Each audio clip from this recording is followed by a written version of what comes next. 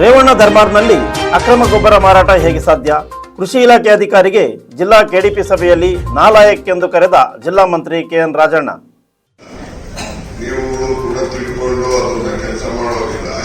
ಪತ್ರಿಕೆಗಳಲ್ಲಿ ಮಾಧ್ಯಮಗಳೆಲ್ಲ ಬರ್ತದೆ, ಜನ ಏನ್ ತಿಳ್ಕೊಳ್ತಾರೆ. ನಾವು ಇದು ಮಾಡ್ತಾ ಇದ್ದೀವಿ ಇವತ್ತು sir, essential commodity agent madam ಆಸಕ್ತಿದ್ದಾರೆ. ಇಲ್ಲ ಸರ್, ಅಸೆನ್ಷಿಯಲ್ ಕಮಾಡಿಟಿ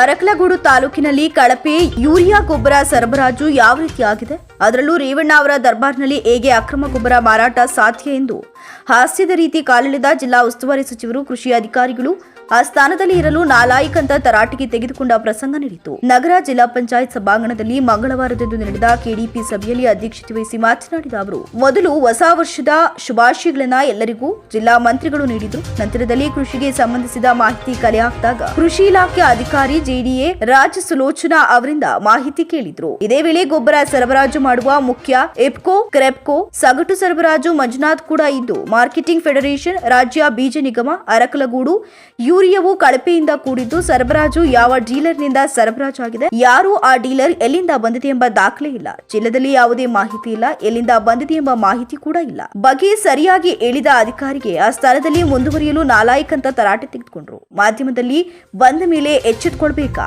ಏನ್ ಮಾಡ್ತಾ ಇದ್ದೀರಾ? ರೇವಣ್ಣ ದರ್ಬಾರ್ನಲ್ಲಿ ಗೊಬ್ಬರ ಅಕ್ರಮ ಮಾರಾಟ ಆಗ್ತಿದೆ ಯಾಕೆ ಅಂತ ಮಾಜಿ ಸಚಿವ ಎಚ್ ಡಿ ರೇವಣ್ಣ ಅವರು ಸಭೆ ನಡೆಯುವ ಮಧ್ಯೆ ಬಂದಾಗ ಸಚಿವರು ಕಾಲೆಳೆದರು. ಡೀಲರ್ನಿಂದ ಬಂದಿದೆ, ಯಾವ ಕಂಪನಿಯಿಂದ ಬಂದಿದೆ ಎಂದು ತಿಳಿಯಲು ಆಗ್ತಿಲ್ಲ ಅಂತ ಅಂದ್ರೆ ಹೇಗೆ? ಗೊಬ್ಬರವು ಸಬ್ಸಿಡಿ ಮೂಲಕ ಬರೋದು ಹೇಗೆ ಅಕ್ರಮ ಮಾರಾಟವಾಗಿದೆ ಹೇಳಿ ಅಂತ ಪ್ರಶ್ನೆ ಮಾಡಿದ್ರು. ಈಗಾಗಲೇ ಚೀಲ ವಶಕ್ಕೆ ಪಡೆಯಲಾಗಿದೆ, 700 ಚೀಲ ಸಿಕ್ಕಿದೆ. ಫ್ಯಾಕ್ಟರಿ ಸೀಸ್ ಮಾಡಬೇಕು ಅಲ್ವೇ? ಲೈಸೆನ್ಸ್ ಕೊಟ್ಟಿದ್ದೀರಿ.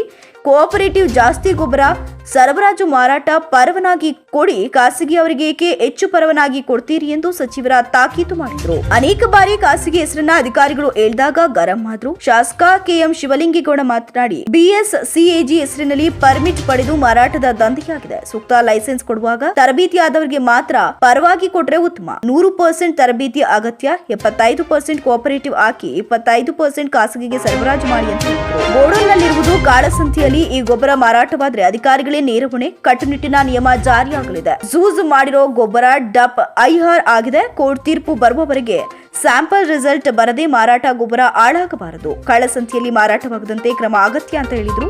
ಜಿಲ್ಲೆಯಲ್ಲಿರುವ ಮೊರಾರ್ಜಿ, ಕಿತ್ತೂರು ರಾಣಿ ಚೆನ್ನಮ್ಮ ಮೊದಲಾದ ವಸತಿ ಶಾಲೆಗಳ ಸೀಟು ಹಂಚಿಕೆಯಲ್ಲಿ ವಾಮಮಾರ್ಗ ನಡೆ ಅನುಸರಿಸಲಾಗಿದೆ ಆರೋಪ. ವೈಸಾಳ ನಡೆದ ಸಾಲಿನ ಇಂದು ಎಂಬ ಜಿಲ್ಲಾ ಪಂಚಾಯತ್ ಸಭಾಂಗಣದಲ್ಲಿ 2023-24ನೇ ಮೂರನೇ ತ್ರೈಮಾಸಿಕ ಕೆಡಿಪಿ ಸಭೆಯಲ್ಲಿ ಶಾಸಕರ ನಡುವೆ ವಾಗ್ವಾದ, ಆರೋಪ ಪ್ರತ್ಯಾರೋಪಕ್ಕೆ ಎಡೆ ಮಾಡಿಕೊಡ್ತು. ಸಭೆಯ ಆರಂಭದಲ್ಲಿ ಸೀಟು ಹಂಚುವಾಗ ಲಂಚ ಪಡೆದಿದ್ದಾರೆ ಎಂದು ಹೊಳೆನರಸೀಪುರ ಶಾಸಕ ಎಚ್ ಡಿ ರೇವಣ್ಣ ಗಂಭೀರ ಆರೋಪ ಮಾಡಿದ್ರು. ಈ ಬಗ್ಗೆ ಸರಿಯಾದ ಮಾಹಿತಿ ಒದಗಿಸುವಂತೆ ಒತ್ತಾಯಿಸಿದ್ರು.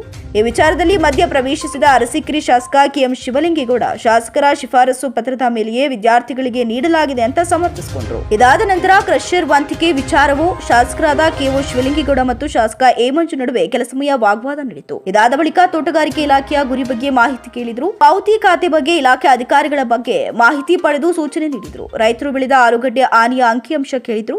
ಪಶುಪಾಲನಾ ಇಲಾಖೆಯಲ್ಲಿ ವೈದ್ಯರ ಕೊರತೆ ಇದ್ದು, ಇದರಿಂದ ದನಕರುಗಳಿಗೆ ಸರಿಯಾಗಿ ಚಿಕಿತ್ಸೆ ಸಿಗ್ತಿಲ್ಲ ಅಂತ ಹೇಳಿದ್ರು. ಕೆಲ ಕಡೆ ತುರ್ತು ವಾಹನ ಸಿಗ್ತಿಲ್ಲ. ಮೊರಾರ್ಜಿ ದೇಸಾಯಿ ವಸತಿ ಶಾಲೆ ಬಗ್ಗೆ ವಿಚಾರಿಸಿದ್ರು. ಅಂಗವಿಕಲರ ಕಲ್ಯಾಣ ಇಲಾಖೆ, ವಿದ್ಯಾರ್ಥಿಗಳ ವೇತನ ಸೇರಿದಂತೆ ಇತರ ಇಲಾಖೆ ಬಗ್ಗೆ ಆಯಾ ಅಧಿಕಾರಿಗಳ ಬಗ್ಗೆ ಮಾಹಿತಿ ಪಡೆದು ಸಲಹೆ ನೀಡಿದ್ರು. ಸಭೆಯಲ್ಲಿ ಶಾಸಕ H P Swaroop Prakash, KM Shivalingegowda, H D Revanna, H K Suresh, A Manju, cement Manju, ಜಿಲ್ಲಾಧಿಕಾರಿ ಸಿ ಸತ್ಯಭಾಮ, ಸಿಇಬಿಆರ್ ಪೂರ್ಣಿಮಾ, ಹೆಚ್ಚುವರಿ ಜಿಲ್ಲಾಧಿಕಾರಿ ಶಾಂತಲಾ, ಜಿಲ್ಲಾ ಮಟ್ಟದ ಅಧಿಕಾರಿಗಳು ಸೇರಿದಂತೆ ಇತರರು ಉಪಸ್ಥಿತರಿದ್ದರು.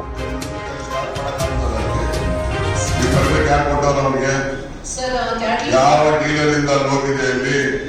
ಸರ್ ಹೇಳ್ತೀನಿ ಸರ್, ಅದು ಇಫ್ಕೋ, ಕ್ರಿಪ್ಕೋ, ಆರ್ಸಿಎಫ್, ಕೋರಮಂಡಲ್ 5, 6 ಯೂರಿಯಾ ನಮ್ಮಲ್ಲಿ ಸಿಕ್ಕಿರೋದು. ಇಫ್ಕೋನಲ್ಲಿ ಯೂರಿಯಾ ಸಿಗುತ್ತೆ, ನಿಮಗೆ ಕ್ರಿಪ್ಕೋದಲ್ಲಿ ಸಿಗುತ್ತೆ ಅಷ್ಟೇ. It is whose dealers material it was there. ಈ ವರ್ಷ ಮಾತ್ರ ಸರ್, ಇಲ್ಲ ಇದು ಚೀಲ ಯಾರಿಂದ ಮೂವ್ ಆಗಿದೆ ಅನ್ನೋದನ್ನ ಫೈಂಡ್ ಔಟ್ ಮಾಡಿ. Yes you are the permit. Yes ಹೌದಲ್ವಾ? ನೀವು ಪರ್ಮಿಟ್ ಮೆಟೀರಿಯಲ್ ಎಲ್ಲೋಯ್ತು, ಏನಾಯ್ತು ಅನ್ನೋದನ್ನ ನೀವು ಐಡೆಂಟಿಫೈ ಮಾಡಕ್ ಆಗೋದಿಲ್ಲ ಅಂತ ಹೇಳ್ತಾ ಇದ್ರಲ್ಲ, ನೀವು ಆ ಜಾಗದಲ್ಲಿ ಇರೋದಕ್ಕೆ ನಾಲಾಯಕ್. ಇಲ್ಲ ಸರ್, ಅದು ನಾವು ಈಗ ಕಳೆದ 2 ತಿಂಗಳಿಂದ HMT ನಾನು ಬೇರೆ ಎಲ್ಲ ಕೇಳ್ತಾ ಇಲ್ಲ. ನಾನು ಇದೊಂದು ವಿಚಾರದಲ್ಲಿ ಕೇಳ್ತಾ ಇದ್ದ, ಒಂದು ವಿಚಾರ ಪೂರ್ಣ ಮಾಡಿ, ವಿಷಯಾಂತರ ಮಾಡಕ್ ಹೋಗ್ಬೇಡಿ. ಸರಿ ಸರ್. ಪೇಪರ್ಲೆಲ್ಲ ಬರ್ತಾರೆ, ನಮಗೆ ಮನ ಮನೆಯದೇ ಬೇಡವಾ? ನಮ್ಗೆ ಪೇಪರ್ನವ್ರು ಬರ್ತಾರೆ, ನಾವು ಎಚ್ಚೆತ್ಕೋಬೇಕಾ? ನಮ್ಮ ಮನ ಮನೆಯದೇ ಬೇಡವಾ? ಅಂದ್ರೆ ರೇವಣ್ಣ ದರ್ಬಾರ್ ಕಳ್ಸಂತಾರೆ ಹೋಗ್ತದೆ, ಏನ್ ಅರ್ಥ ಅದು? ಈಗ ತಾನೇ ಅದರಲ್ಲಿ ಮಾರಾಟ ಆಗ್ತಾ ಇದೆ, ಏನ್ ಅರ್ಥ ಅಂತ ಕೇಳ್ತಾರೆ. ನಾವು ನಿಮ್ದು ಸರ್ಕಾರ ನಮ್ಮ ಪಾಸ್ ನೀಡಿರೋದು ಈಗ ಅದೇನಾಗಿದೆ, ಪ್ರೈವೇಟ್ ಇದಕ್ಕೆ ಕೊಟ್ಟು ಇದು ಮಾಡಬೇಕು. ಈ ಪಾಲನ್ನ ಮತ್ತೆ ಕಳಿಸಿರೋದು ಯಾಕೆ ಕಳಿಸ್ತಾರೆ? ಕ್ಲೋಸ್ ಆಯ್ತು ಸರ್. ಅಲ್ಲ, ಕ್ಲೋಸ್ ಆದ್ಮೇಲೆ ತೆಗೆದಿದ್ದನ್ನ ನಾನು ನೋಡಿ ಕ್ಲೋಸ್ ಮಾಡ್ತೀನಿ ಸರ್. ಪರ್ಮಿಟ್ ಕೊಟ್ಟ ಮೇಲೆ ಡೆಲಿವರಿ ಹೋಲ್ಸೇಲ್ ಅಲ್ಲಿ ಯಾವ ಕೊಟ್ಟಿಲ್ಲ. ಅಲ್ಲಿ ಕೂಟ ಮೇಲೆ ಯಾವ ಹೋಲ್ಸೇಲ್ ಇಂದ ಬಂದಿದೆ ಅನ್ನೋದು ಐಡೆಂಟಿಫೈ ಮಾಡ್ಬೋದು. ಇವರು ಮಾಡಕ್ಕಾಗಲ್ಲ ಅಂತ ಹೇಳ್ತಾರೆ. ಅದಕ್ಕೆ ಇರೋದಕ್ಕೆ ನಾನು ಹಾಕಿದ್ದೀನಿ ಅಂತ ಹೇಳ್ತಾರೆ. ನಾನು ಅದಕ್ಕೆ ಅದರಿಂದ ಕೊಟ್ಟರೆ ಒಂದು 80% ಅವ್ರು ಕೊಟ್ಟು ಇನ್ನೊಂದು 20% ಕಾಸು 100% ಅದನ್ನು ಮಾಡಬೇಕು. ಅದೊಂದು ಸ್ವಲ್ಪ ಹೇಳಿ ದಯಮಾಡಿ. ಹೇಳ್ತಾ ಇದ್ದಾರೆ. ಏನಾಗುತ್ತೆ, ಬಿಲ್ ಹಾಕಿ ಅವ್ರ ಪಕ್ಕ ಒಂದು ಮಾದು ಡ್ರಾ ಮಾಡಬೇಕು ನಿಂತ್ಕೊಂಡು. ಅದು ಎಲ್ಲ ಸಬ್ಸಿಡೈಸ್ಡ್ ರೇಟ್ ಅಲ್ಲಿ ಬರುವಂತದ್ದು. ಅದು ಸಬ್ಸಿಡೈಸ್ ಪಟ್ಟು ಇನ್ನ ಒಂದು ಸೊಲ್ಯೂಷನ್ ಸರ್.